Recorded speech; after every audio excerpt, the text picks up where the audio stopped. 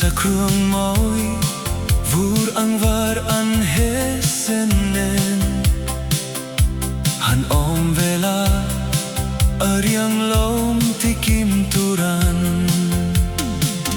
chung chort la en lai ni liang tur le tham van zo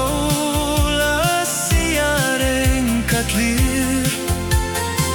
trin min hnemang nang ai aka sui lung le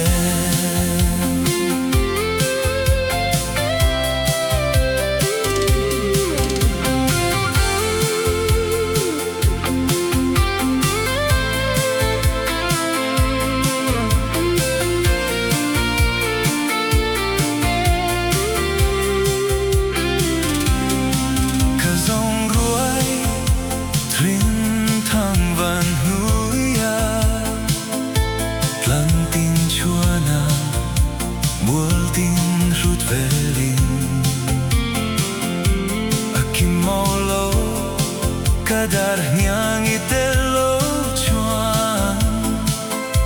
lung len darin tuk chuak amai kau liam tlengin chung chort la e